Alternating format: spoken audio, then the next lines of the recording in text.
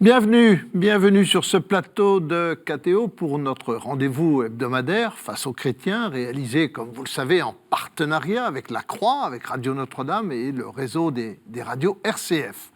Alors nous accueillons aujourd'hui Enrico Letta. Peut-être ne le connaissez-vous pas, vous avez tort, mais peut-être vous souvenez-vous qu'il a déjà participé à une émission de Face aux chrétiens. C'est un Italien, très francophile, c'est un ancien parlementaire, ancien Premier ministre d'Italie juste avant M. Renzi, et aujourd'hui il a quitté la politique et il dirige l'École internationale de sciences politiques, c'est ça je crois, l'École internationale de sciences politiques.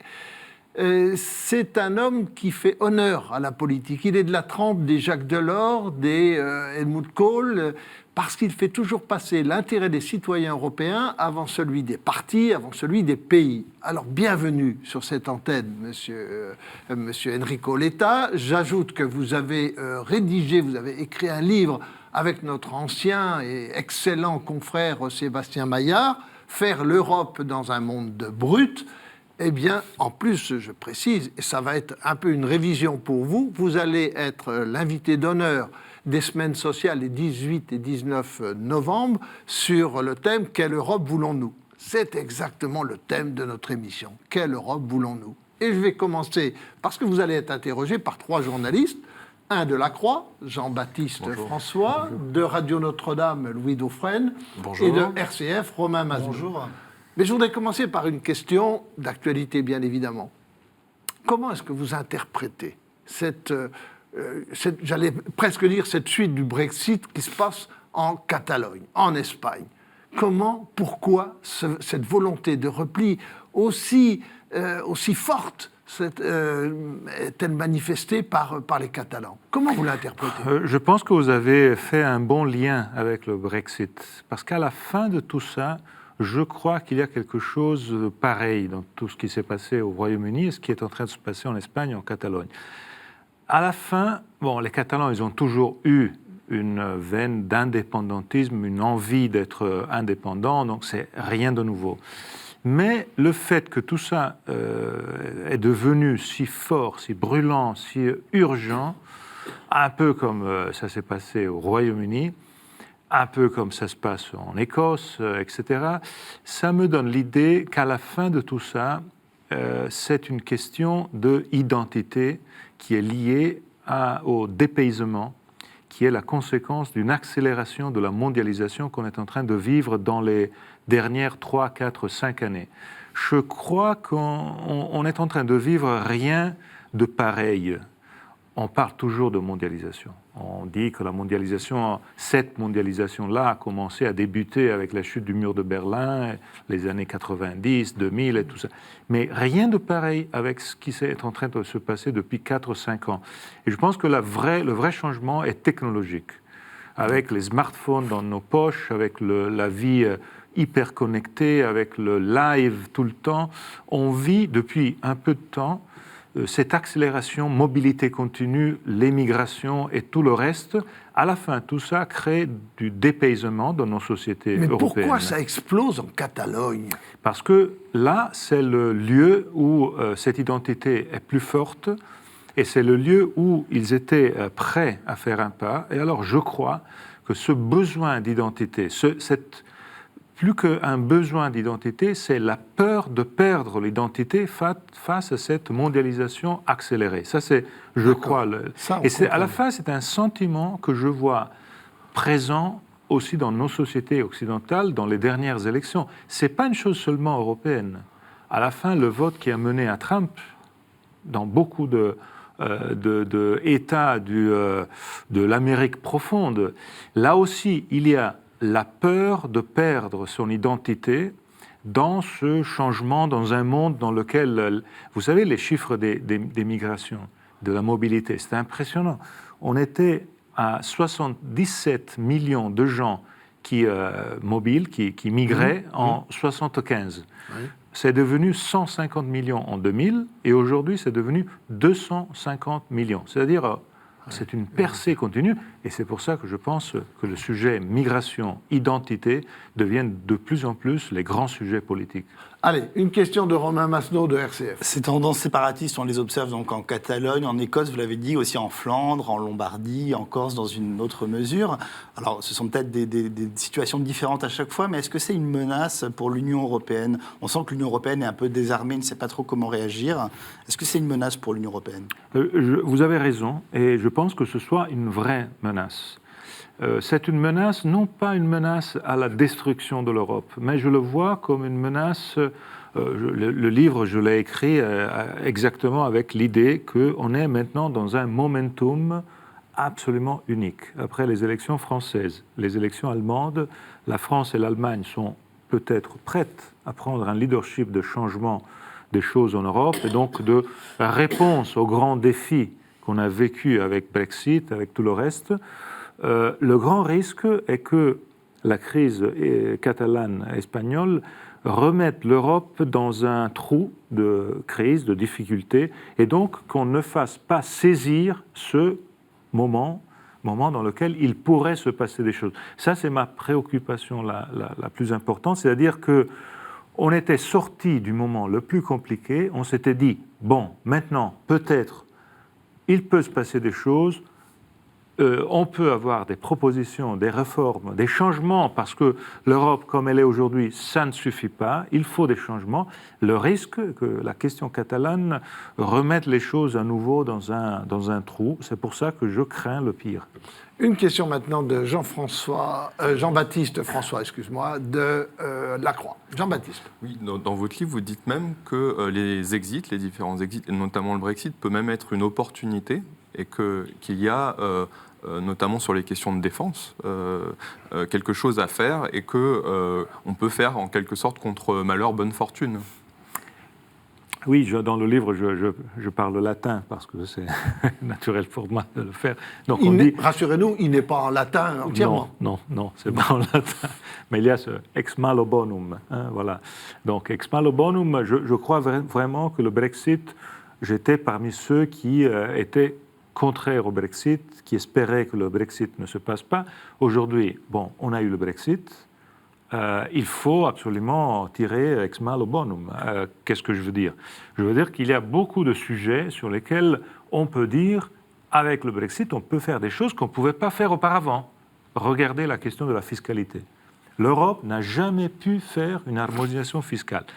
On a des systèmes fiscaux totalement différents. Je travaille aujourd'hui à Paris, Sciences Po, je vis en France, je paie mes impôts ici, je vois la différence et je vois que c'est quasi impossible de faire communiquer deux systèmes fiscaux. J'imagine ce que ça donne pour un entrepreneur qui doit faire au niveau européen des activités. C'est la folie. Alors je dis, par exemple, le Brexit pourrait nous aider, puisque les Britanniques ne sont plus là, à faire quoi ? À avoir une fiscalité unique pour les entreprises. On pourrait commencer par ça, faire en sorte que ceux qui font des activités d'entreprise en Europe puissent avoir la même fiscalité sans devoir avoir à chaque moment les mains à la tête pour passer d'une fiscalité à l'autre. Ce serait, je pense, une des conséquences du Brexit. Vous citiez la défense, la sécurité, c'est naturellement l'autre grand sujet, et là la France joue un rôle naturel de leadership.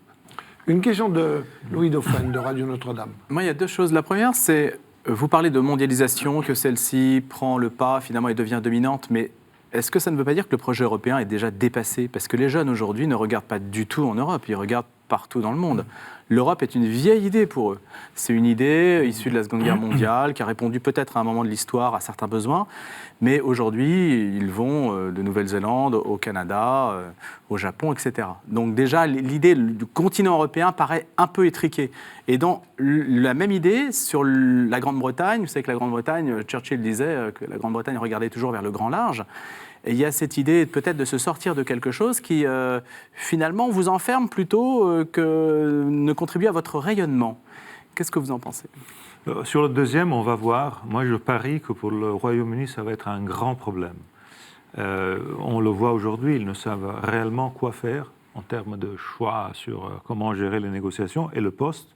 Ils n'ont même pas encore décidé quelle sera la destination du post-Brexit. Vont-ils être comme la Norvège, la Suisse, une autre chose encore, c'est un débat. Et donc moi je parie que pour les Britanniques, ça a été une erreur et ils vont payer chèrement cette erreur qu'ils ont faite. Enfin, la Suisse se porte bien, la Norvège aussi. Hein. Oui, mais le Royaume-Uni ne peut pas être une Suisse et une Norvège. C'est une des plus importantes puissances du monde, donc vous ne pouvez pas être dans l'Europe, comme la Norvège, dans le marché unique européen, dans une situation dans laquelle vous acceptez toutes les règles que les autres décident. Ça, c'est la Norvège.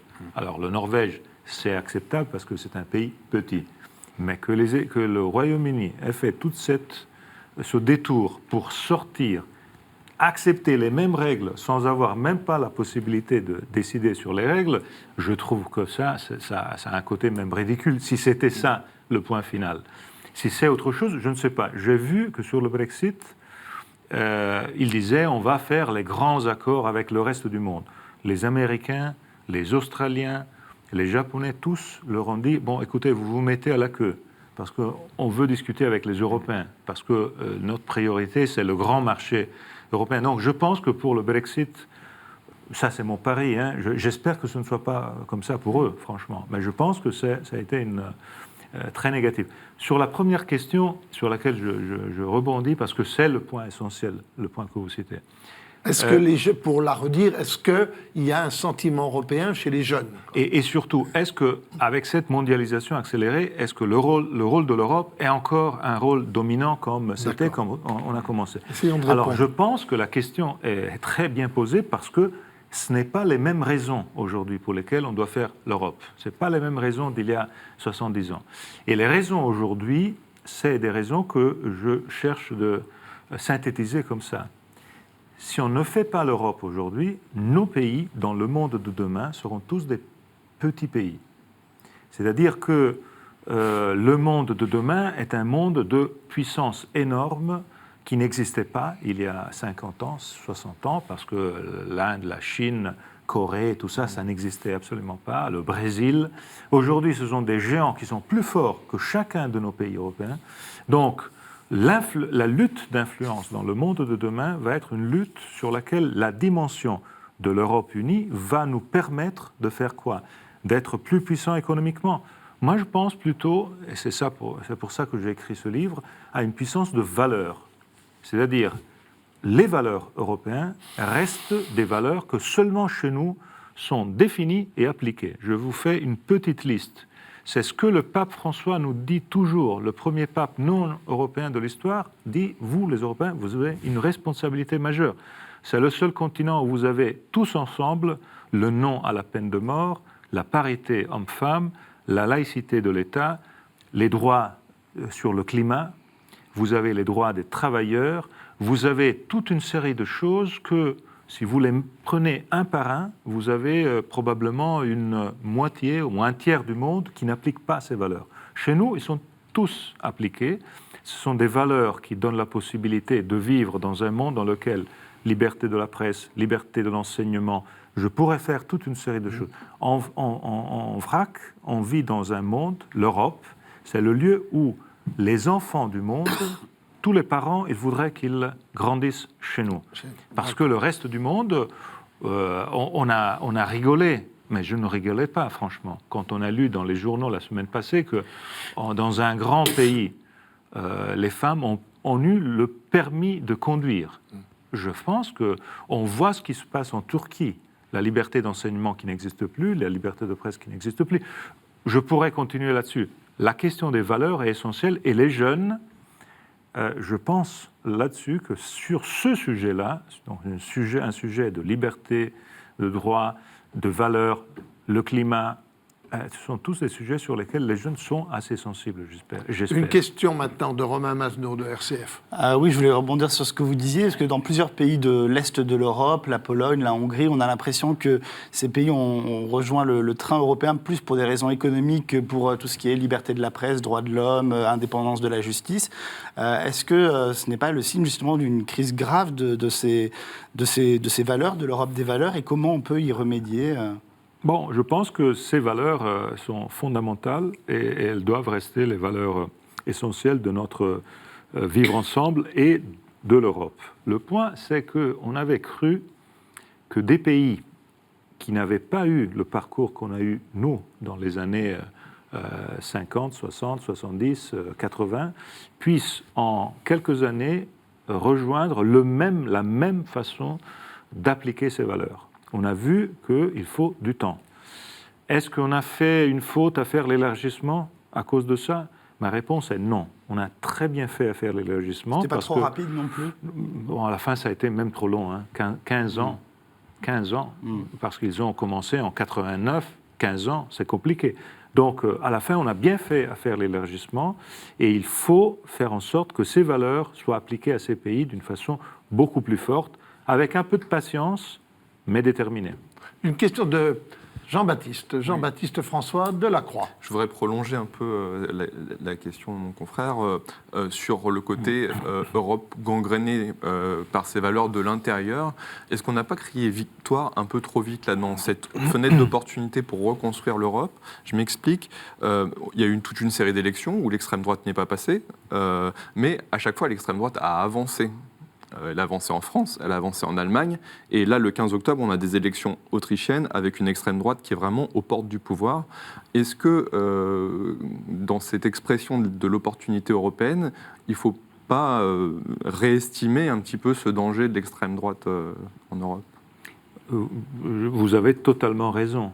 Je pense que ce danger est très présent, et c'est pour ça que je plaide pour qu'en Europe, il se passe des choses. C'est-à-dire, ce danger va devenir réalité si on continue sans rien changer en Europe, sans avoir des institutions en condition de gérer les flux migratoires, sans avoir des institutions en condition de faire en sorte que l'euro soit synonyme de prospérité et non pas seulement de problèmes, austérité, taxes et tout ça, qu'il y ait des interventions sur le social essentielles en Europe. Donc, je pense que quand je dis l'opportunité, c'est une opportunité qu'il faut saisir. Si on ne la saisit pas, je crains qu'on va avoir une avancée à nouveau, une montée des extrémismes en Europe qui va peut-être créer à nouveau un grand problème, parce que les peurs, la question identitaire, les migrations, les mobilités, tout ça, ça crée une situation de tension, de conflit qui est bien présente.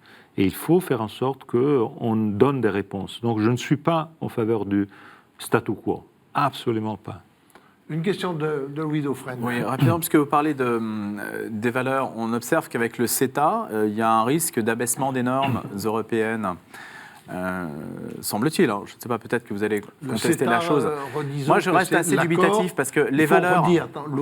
Redire que le CETA. L'accord de libre-échange Canada-Union européenne.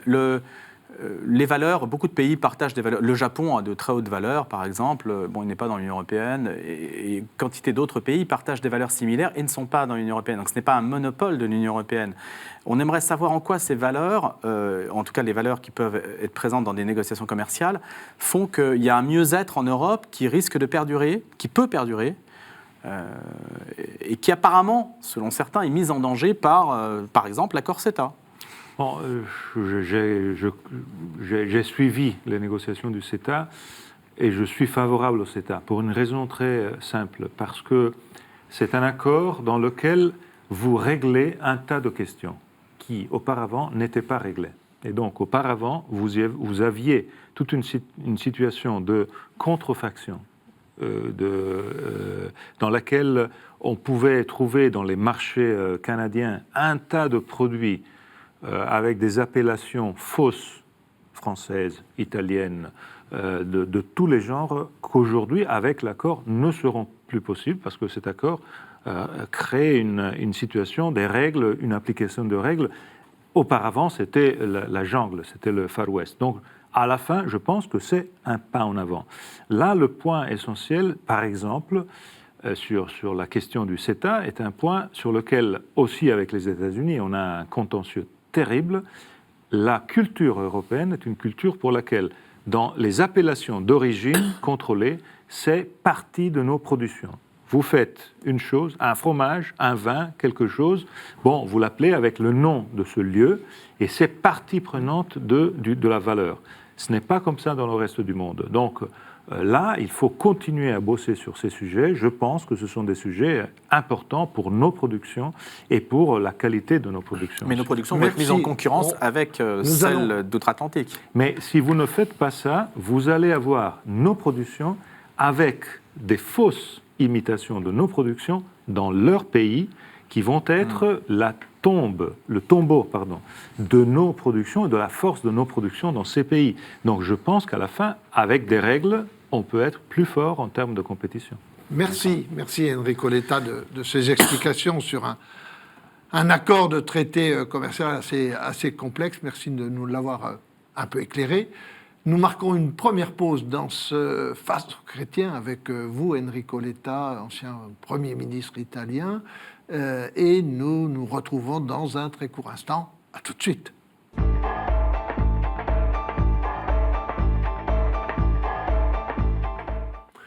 Nous nous retrouvons pour la deuxième partie de ce Face aux chrétiens avec notre invité, Enrico Letta, ancien Premier ministre italien, spécialiste de l'Europe, directeur de l'école de relations internationales, de l'école internationale de sciences politiques à Paris. Il est interrogé par trois confrères, trois journalistes, un de La Croix, Jean-Baptiste François, un de Radio Notre-Dame, Louis Dauphren, et de RCF, Romain Masneau. Alors nous allons parler d'Europe, bien évidemment, qui est en plein dans l'actualité. Et je voudrais qu'on consacre quand même un certain temps aux propositions françaises, aux propositions du président Macron sur sa refondation. Qu'est-ce que vous retenez de plus important dans les propositions d'Emmanuel Macron sur l'Europe ? Je pense que le discours de la Sorbonne et le discours d'Athènes ont été deux discours importants. Je retiens une volonté de la France d'être protagoniste de cette relance. Si vous me demandez une chose, ma réponse est la France veut être protagoniste et ne peut et ne veut pas être le deuxième du rang après l'Allemagne. Mais tout président de la République française a rêvé de cela. Oui, maintenant, pourquoi aujourd'hui Macron aurait plus de chances que d'autres ? Parce qu'il y a eu le Brexit, premièrement. Et le Brexit, ça veut dire que l'autre grand pays sécurité, défense, dans le Conseil de sécurité des Nations Unies est sorti, donc la France reste le seul en Europe. Le leadership français dans le secteur sécurité-défense va rendre donc la France plus forte et plus importante. Deuxième point, je crois que sur les grandes questions économiques, les grandes questions de relance, de rééquilibrage de l'euro, je parie sur le fait que la France aujourd'hui peut faire bouger l'Allemagne beaucoup plus de ce qui s'est passé dans les dernières années. Et en plus, moi j'ai apprécié les deux discours parce que, bien que Macron passe pour quelqu'un de très techno sur ces sujets, il a su parler le langage de la vie des gens. Et c'est ce que je cherche moi aussi toujours à faire parce que l'Europe, c'est pas techno. L'Europe, ça doit être, par exemple, l'Erasmus pour les lycéens et non seulement pour les étudiants universitaires. L'Europe doit être une activité qui parle de la vie des gens, des entreprises, des travailleurs, donc pas seulement des aspects techno, des aspects liés, parce que sinon, ce sont les populistes qui vont parler le langage de la vie et ils vont gagner. Une question de Jean-Baptiste François de La Croix. Dans les grands caps à prendre pour l'Europe, en réalité, il n'y a pas eu qu'un discours, celui d'Emmanuel Macron. Il y a aussi le discours du commissaire européen Jean-Claude Juncker, avec deux directions différentes. Et j'aimerais savoir un peu quelle est la direction que vous voulez prendre. Parce que Jean-Claude Juncker veut un accès à l'euro pour tous, souhaite un élargissement européen, notamment dans les Balkans occidentaux. Ça, c'est l'intégration européenne. De l'autre côté, on a Emmanuel Macron qui prononce l'Europe à plusieurs vitesses et qui veut, quelque part, une Europe de la différenciation. Dans quel camp vous situez ? Je crois que Juncker, en tant que président de la Commission, donc représentant de tous, et la Commission est aussi pour les traités européens le garant des traités, donc de l'unité de l'Europe, il ne peut que faire le discours qu'il a fait. Moi, je pense que le futur de l'Europe ne peut que être un futur à plusieurs vitesses. Pour une raison très simple, c'est le moment de bouger. Si on attend le feu vert de Orban ou de Kaczynski pour bouger, on ne va rien faire. Donc la seule façon pour bouger, c'est de le faire avec les pays de l'euro. C'est-à-dire les pays autour du noyau dur des 4 grands pays de l'euro et des anciens fondateurs. Si on fait ça, on va faire des choses, on va donner aux citoyens des réponses. Je citais l'Erasmus pour les lycéens, mais je pourrais citer des choses pour l'euro. Donc on va faire un fonds monétaire européen qui soit en condition d'éviter une autre Grèce dans le futur. Donc la solidarité pour les pays européens en difficulté. On va faire des initiatives pour faire en sorte que le chômage dans la zone euro trouve une autre réponse et non pas seulement des réponses nationales. Toute une série d'idées qui ont besoin d'initiatives. Et seulement en évitant le veto de pays comme la Pologne, la Hongrie, qui aujourd'hui vont mettre le veto sur tout ce qui fait bouger les choses, on peut avancer. Donc c'est les plusieurs vitesses à la fin. Et alors, c'est pas banal pour un ancien dirigeant italien. Vous dites aussi, ça va commencer par le moteur franco-allemand et pas avec l'Italie dans un premier temps. Je pense que ça va commencer avec une initiative franco-allemande qui doit être inclusive, surtout aux 2 autres grands pays de l'euro, l'Italie et l'Espagne, et aux pays fondateurs, donc avec le Benelux, et je pense que ça, c'est à la fin le noyau dur. C'est bien que l'initiative parte des Français pour une raison très simple. Il faut obliger l'Allemagne à bouger, parce que l'Allemagne est tentée du statu quo. Et ce serait une erreur, parce qu'ils ont vu qu'avec le statu quo, l'AfD, donc l'extrême droite, monte. Donc il faut obliger l'Allemagne à bouger, et je vois en Europe un seul pays qui peut faire bouger l'Allemagne, et c'est la France. Aucun des autres pays européens peut faire bouger l'Allemagne comme la France peut le faire. Bouger, ça veut dire quoi?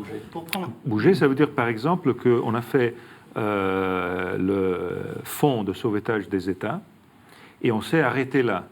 Alors, transformer ce mécanisme en un vrai fonds monétaire européen qui ne soit pas sous la direction d'un directeur, comme c'est aujourd'hui, mais que ce soit sous la direction d'un ministre politiquement choisi, élu, et avec la force politique de faire en sorte que cet argent puisse être donné à un pays en difficulté pour éviter que ce pays devienne la Grèce. Est-ce que c'est alors, les Allemands, aujourd'hui, les Allemands Ouais. n'en veulent pas. Bah non. Mais la deuxième chose, l'union bancaire. L'union bancaire, on a fait une partie d'union bancaire, il manque la partie la plus importante, la garantie des dépôts de tous nous comme consommateurs. Les Allemands n'en veulent pas. Mais sans cette partie finale, l'union bancaire ne marche pas. Donc quand je dis il faut faire bouger les Allemands, c'est sur ces 2 sujets et beaucoup d'autres, et seulement la France peut avoir la possibilité de faire bouger les Allemands, et si ça ne marche pas, à la fin, ça va être un problème pour l'Europe entière, et pour l'Allemagne aussi. En fait, vous voulez que l'Allemagne garantisse la faillite des autres États européens? Non, ce n'est pas ça. Non, c'est pas ça, parce que le problème de l'Allemagne, c'est un pays qui, par exemple, dans le cas de la Grèce, a fait perdre 2, 3, 4 ans de temps. On devait intervenir tout de suite, à la fin, comme les Américains ont fait sur beaucoup de problèmes qu'ils avaient. La prudence allemande, pour des raisons de politique interne, a fait en sorte que l'Europe a passé l'année 9, 10, 11 sans rien faire de sérieux. On a pu faire les choses seulement en 12, quand Draghi a pris une initiative. Il a dit « whatever it takes », donc il a pris l'initiative d'une politique monétaire expansionniste, et on a fait finalement le European Stability Mechanism, donc le fonds de sauvetage des États. Mais donc le problème de l'Allemagne, c'est que l'Allemagne doit comprendre, ça c'est ce que je pense, que si le reste d'Europe est disons, c'est un camp de dégâts, de choses complètement détruites, c'est pire pour eux aussi. Il faut que tout le reste d'Europe marche, et c'est pour ça qu'il faut des choix, et il faut faire avancer ces choix tous ensemble. Alors, Romain Mazenot de RCF va vous poser une question. Oui, Romain. alors dans votre livre, vous dites qu'entre le référendum qui n'a pas vraiment vos faveurs et la représentation parlementaire classique, il y a tout un espace de participation citoyenne qui pourrait être développé à partir d'Internet notamment. Est-ce que vous pouvez développer un peu Oui, je n'aime pas les référendums, je le dis très franchement, parce que le référendum, ça marche seulement comme quand c'est comme en Suisse. En Suisse, ils votent sur la question. Ils répondent à la question. Alors qu'en Italie, par exemple, il y a un référendum, on se moque de la question et on regarde qui a posé la question et les conséquences d'un oui ou d'un non et on vote normalement sur C'est pareil chez nous. Voilà. D'un autre côté, je vois tous les limites de la démocratie simplement représentative, de dire, bon, on élit des gens pour 5 ans, on les laisse travailler et puis on se revoit dans 5 ans. Donc, à la fin, il faut des organisations politiques qui soient beaucoup plus flexibles que dans le passé. Donc, dans lesquelles, par exemple, la possibilité de discuter avec les militants, avec des plateformes Internet, deviennent la règle. Et non plus, moi j'ai fait vie de parti, j'ai participé à beaucoup de partis politiques dans beaucoup d'années dans mon pays, l'évolution de mon idée politique. J'ai commencé avec la démocratie chrétienne et puis on a fondé, à partir de cette idée de démocratie chrétienne, plusieurs partis. Et puis l'évolution de partis. Mais on a toujours été bloqué par un manque de flexibilité et un manque d'instruments pour faire en sorte que les gens s'engagent. Alors, je vois un futur dans les mouvements politiques, si c'est un futur de mouvements politiques organisés avec, exactement, grâce à l'Internet, la possibilité de faire en sorte que vous avez un colloque direct, quasi quotidien, hebdomadaire, mensuel, entre le leadership, le groupe dirigeant du mouvement, les militants, la possibilité de savoir ce que les gens vraiment pensent, d'avoir des idées nouvelles, de ne pas bloquer le tout dans une situation de rigidité qui risque d'être mortelle. Je pense qu'il faut travailler là-dessus. Ce n'est pas un cas que tous les partis populistes, ou comme on les appelle populistes, ce sont des partis qui emploient mieux les plateformes Internet que les partis traditionnels. Ce n'est mouvement pas 5 étoiles, le mouvement 5 étoiles en Italie, par exemple. Par exemple. Alors, une question de Jean-Baptiste François. Revenir un peu au projet de Macron et même à la méthode Macron. Le dernier axe qui a bien marché, c'était Kohl, Mitterrand, Delors. C'est vrai qu'on peut se questionner sur la cohésion d'un axe entre Merkel, Macron et Jean-Claude Juncker. Si on se plonge dans les archives de l'époque, toutes les étapes étaient concertées en amont. Là, on a un Emmanuel Macron qui coupe sur l'herbe sous le pied d'Angela Merkel juste avant qu'elle ait pu monter son accord de coalition pour faire pression sur elle, pour qu'elle puisse intégrer ses propositions. Est-ce que là, on a une méthode Macron-Merkel qui peut marcher ? Je crois, je n'en sais rien, je vois, je lis. J'ai l'impression que la relation entre eux est plutôt bonne. Et j'ai l'impression que Macron-Merkel peut reprendre ou prendre la relève de l'ancien Kohl-Mitterrand. J'espère que ce soit ça, parce que l'Europe a besoin de ça. Il y avait eu un Kohl-Mitterrand-Delors qui avait été la possibilité de sortir de la grande impasse du 89, on ne savait pas quoi faire, il y avait complètement tout à reconstruire, ils l'ont fait avec de grandes avancées. Maintenant, je pense qu'on est un peu dans la même situation, et c'est pour ça que j'espère que Macron, Merkel, avec les Italiens, les Espagnols, le Benelux, vont faire exactement ça. Kohl, à l'époque, a agi... Louis Dauphren de Radio Notre-Dame. Kohl, à l'époque, a agi au nom de l'Allemagne, pour l'Allemagne. Je veux dire, la réunification, il se fichait pas mal de la vie de François Mitterrand. Je ne suis pas d'accord, parce que Kohl a fait un choix que les Allemands ne voulaient pas. C'est-à-dire, Kohl a fait le choix de faire l'euro avec les pays du Sud. Il a fait ce choix contre l'opinion publique de son pays, contre ses institutions. La Bundesbank était totalement contraire. Et il a fait ça parce que Kohl a été quelqu'un qui a mis l'intérêt de son pays, de l'Europe, en avant, par rapport même à l'intérêt de son propre pays. Enfin, il voulait l'euro sur le marque. Hein. Il voulait l'euro sur le... En vérité, ça a été ce que le reste d'Europe lui a demandé en échange de la réunification. On lui a donné la réunification, il a obtenu la réunification avec un fast track, parce que l'Allemagne de l'Est est entrée sans attendre les 15 ans de l'Hongrie, de la Pologne et des autres, et on lui a demandé, tu nous donnes le Deutschmark et on partage le Deutschmark. Aujourd'hui, le chef de l'euro Deutschmark est un Italien. Avant l'Italien Draghi, c'était un Français.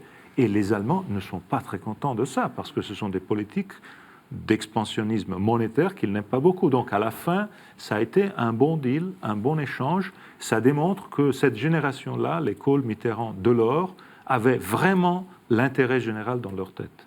Eh bien, merci. Nous marquons une deuxième pause dans ce Face aux chrétiens.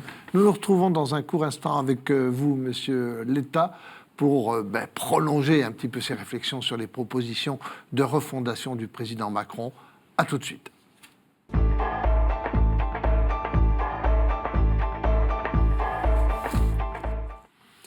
On se retrouve pour ce Face aux chrétiens, troisième partie, avec notre invité, un Italien très francophile, Enrico Letta, ancien Premier ministre d'Italie, qui nous explique un petit peu ce qu'est l'Europe aujourd'hui, et on en a bien besoin. Alors on va revenir sur les propositions de refondation du président de la République française. On voudrait aussi, avec vous, Monsieur Letta, essayer de savoir ce qui, au fond, unit les Européens. On a parlé tout à l'heure des valeurs, mais qu'est-ce qui nous unit encore quand on voit que les Anglais, il y a le Brexit, que les Catalans s'interrogent? Qu'est-ce qui unit vraiment les Européens par rapport à d'autres nations, ou d'autres grandes nations, comme par exemple les Américains? Qu'est-ce qui nous écoutez, unit? nous sommes le seul continent du monde qui a éliminé les frontières entre nous et qui continue à éliminer les frontières entre nous. On passe d'un pays à l'autre. J'ai vécu une partie de mon enfance à Strasbourg, sur la frontière entre la France et l'Allemagne. J'ai vu qu'est-ce qu'une frontière. Et aujourd'hui, on sait très bien que l'élimination des frontières n'est pas seulement une frontière physique, mais c'est aussi une frontière dans nos têtes. Alors là, je pense que c'est la grande force des Européens. Oui, on parle plusieurs langues. Je suis en train de parler une langue qui n'est pas la mienne maintenant. Je vis à Paris, mes enfants sont ici. Il y a un tas de Français qui font le même en Italie ou en Espagne ou en Allemagne, la même chose pour les Allemands. On est devenu de plus en plus un continent dans lequel l'élimination des frontières parmi nous a été, je pense, la plus grande conquête de l'histoire. Parce que toutes ces frontières avaient été, dans les siècles passés, exactement le début de tous les ravages de l'histoire mondiale. Et là, je trouve que c'est une différence. Parce que si je vois ce qui se passe aujourd'hui dans le continent nord-américain, avec les murs, quand je vois ce qui se passe en Asie, avec un retour de nationalisme, et je ne parle pas seulement de Corée du Nord, je parle aussi des grandes tensions qu'il y a entre les grands géants. Alors je vois que la situation aujourd'hui entre nos pays européens est totalement différente. Je préfère ce genre de cohabitation plutôt que celle qu'il y a dans d'autres pays du monde, et je défends avec orgueil nos valeurs, et ce type de cohabitation, je pense que ce sont des valeurs qu'il faut bien exporter. Une question de Louis Dauphren de Radio Notre-Dame. Oui. Sur les frontières, on voyageait très bien en Europe avant, sans frontières aussi, à l'époque de l'Empire austro-hongrois ou du Saint-Empire romain germanique. Et des gens parlaient plusieurs langues aussi. Mais non, absolument non. C'était des petites minorités qui faisaient ça. C'était des minorités qui étaient les minorités des hommes, et des hommes qui avaient les moyens pour le faire. Le reste des peuples étaient bloqués dans leur pays, les femmes n'avaient aucune possibilité de le faire. Aujourd'hui, on est plus que 400 millions de gens qui vivent dans un sein européen dans lequel tout ça a été dépassé. Et a été dépassé parce qu'il a été avec des grands achievements, des grands résultats, et qui ont été des résultats, je pense, historiques. La possibilité aujourd'hui de pouvoir vivre, travailler dans un autre pays sans qu'il y ait ni une monnaie à changer, ni un passeport à présenter, le fait qu'on puisse faire en sorte que, par exemple, cette idée de l'Erasmus des lycéens, je pense que c'est une idée géniale. J'en parle dans le livre parce que je crois que c'est une idée, l'idée de faire en sorte que nos jeunes de 16 ans puissent tous choisir un autre pays dans lequel faire 4 ou 5 mois de leur lycée, de leur école secondaire. Ce serait fondamental parce que là, je vois des gens qui n'auraient pas la possibilité de le faire autrement. Quand on voit l'Erasmus d'aujourd'hui, ce sont les étudiants universitaires. Ils sont issus de milieux qui sont les plus favorisés de nos sociétés, normalement. Mais quand je parle et je regarde tous les jeunes de 16 ans, je pense à des gens qui seraient issus de familles pour lesquelles cette possibilité de faire 6 mois dans une école, dans ma ville à Pise, d'un jeune qui est né à Amiens, qui est né à Marseille, ou d'un jeune Finlandais de le faire à Barcelone, c'est quelque chose, je pense, de unique. Et dites-moi une autre partie du monde où on peut faire une chose pareille. Il n'y en a aucune. Une question de Romain Masneau de RCF. Oui, vous parliez du pape tout à l'heure. Le pape François, il appelle souvent non pas à ériger des murs, mais à lancer des ponts, à créer des ponts. Est-ce que l'Union européenne a été à la hauteur de ses valeurs dans l'accueil des migrants voilà, est-ce qu'elle a réussi à trouver la bonne position entre le repli sur soi et puis peut-être un accueil un peu naïf qui ne tiendrait pas compte de ses capacités réelles à accueillir les migrants? Ma réponse est non. C'est-à-dire, il faut partir par dire que ça a été la plus grande crise qu'on ait jamais vécue en Europe, dans la Méditerranée, donc c'était vraiment compliqué. Mais à la fin de tout, le bilan est négatif. Naturellement, les choses ont évolué. Aujourd'hui, c'est mieux qu'il y a 2 ans, mais le bilan reste négatif, et reste négatif surtout parce qu'à la fin, les États membres ont voulu tenir cette contradiction de ne pas déléguer au niveau européen les moyens et les outils pour résoudre le problème. Ils ont voulu tenir l'idée que frontières, passeports, c'est une chose régalienne, donc nationale, mais quand 1 million de réfugiés syriens frappent à la porte d'un pays, le plus grand, l'Allemagne, même la grande et tout-puissante Allemagne, toute seule, n'est pas en condition de résoudre le problème. Donc, seulement des outils européens, une entente européenne, des automatismes européens peuvent résoudre un problème de ce genre-là, en séparant, premièrement, les réfugiés pour des raisons politiques des migrants pour des raisons économiques, parce que ce sont 2 niveaux de protection différents qu'il faut donner, et si on mélange tout, on n'est pas en condition de donner les bonnes réponses et on épouvante les gens. Et à la fin de tout, je crois que ou bien on crée des outils européens, des automatismes. Quand je parle d'automatisme, je pense que quand il y a une crise comme celle syrienne, ça a été une crise. C'est une grande, terrible exception. On espère qu'il ne va pas y avoir chaque année une crise syrienne. Mais quand il se passe quelque chose de ce genre-là, il faut que chaque pays européen puisse donner un coup de main. S'il y a seulement 3 à 4 pays qui sont là prêts à accueillir, pour ces 4 pays, ça va être un désastre. Si, vice-versa, la chose est à 27, ça peut devenir une chose gérable. Donc les quotas Une question de répartition pour les pays européens. Absolument. Pas de... La question, c'était... Quand parce qu'on l'Italie n'a pas paye entendu. les quotas de répartition pour les pays européens. En fait, la crise des migrants est un levier dont on peut se servir pour exercer une pression sur la souveraineté des États. Oui, Vous êtes mais... favorable aux quotas oui, pour être absolument. clair Bah aussi, oui, ouais. Quand l'Italie paye les chefs de bande libyens pour qu'il n'y ait plus de réseaux criminels, d'activités criminelles, qu'est-ce que vous dites? Vous dites l'Italie, c'est scandaleux, elle se débrouille Non, toute seule. je dis que c'est la conséquence du fait qu'il y a un manque de gestion globale du problème. Quand le problème est laissé à 3 pays, parce que ça, je pense, le problème européen, c'est qu'on est asymétrique géographiquement. Nos géographies ne sont pas les mêmes.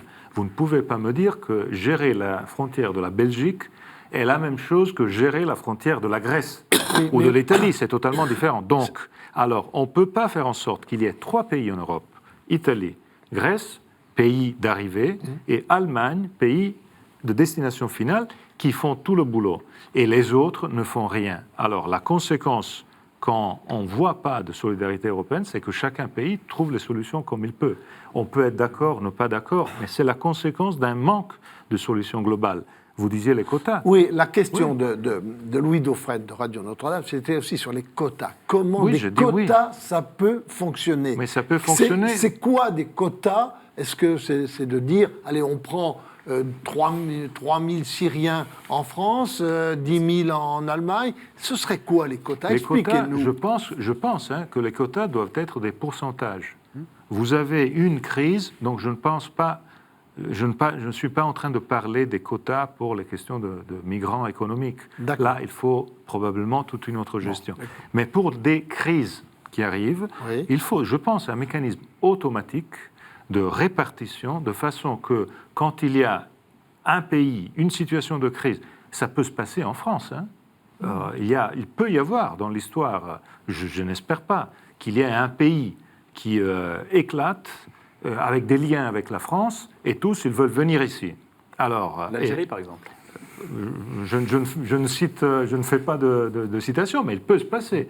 Alors, il faut qu'il y ait un mécanisme de redistribution qui soit automatique, pour lequel il n'y ait pas de discussion politique à faire, de façon que quand un pays est débordé par un problème, on trouve la possibilité de faire en sorte que tous les 27 soient en condition de résoudre ensemble le problème. Une question de Jean-Baptiste François, de la Croix. J'aimerais revenir à un moment de l'histoire où vous avez décidé, pour ce genre de questions, vous avez décidé Mare Nostrum, qui était l'opération de sauvetage en Méditerranée des migrants qui échouaient. Et à ce moment-là, vous dites aussi que c'est directement la parole du pape qui vous a inspiré. En quoi la parole du pape peut être inspirante pour l'accueil même au niveau européen? Qu'est-ce que vous retenez de fort qu'il a dit et qui pourrait inspirer les politiques européennes? Le pape a dit des choses au Parlement européen quand il est venu. Sur ce sujet, il a appelé la responsabilité de l'Europe, mais il a surtout fait des gestes. Dans le livre, je cite l'exemple de Lampedusa. Le pape a eu une dimension prophétique dans son action quand il est la première visite que le pape François a fait hors du Vatican a été une visite à Lampedusa. C'était juillet 2013.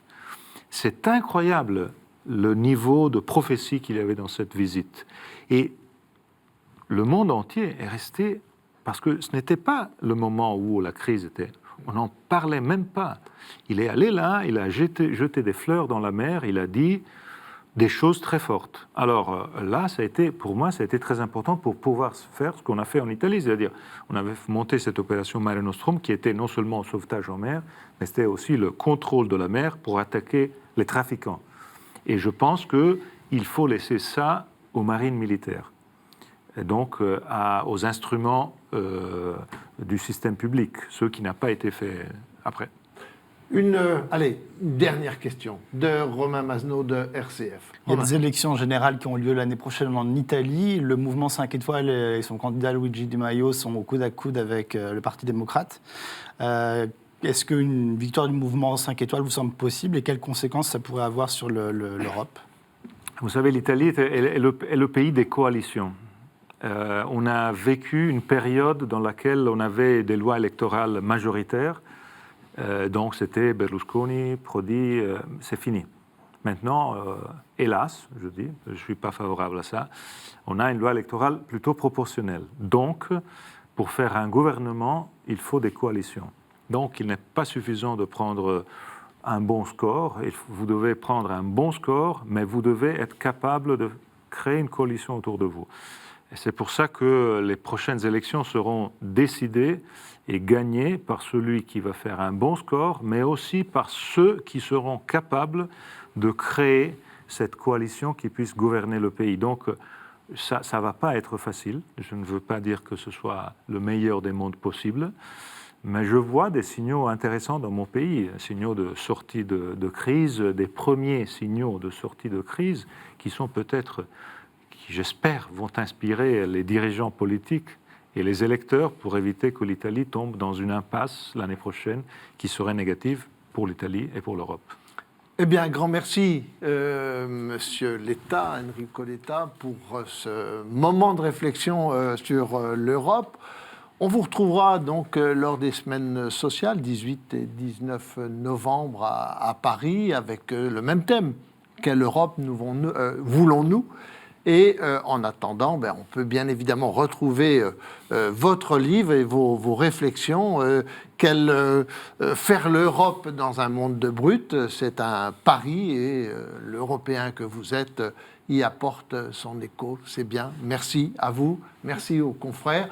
Je vous dis à tous les spectateurs et les téléspectateurs et les auditeurs que s'ils veulent retrouver l'intégralité de ce Face aux chrétiens, ils peuvent le faire sur les sites de la Croix, de RCF, de Radio Notre-Dame et de KTO. À bientôt. On se retrouve dans une semaine. Merci.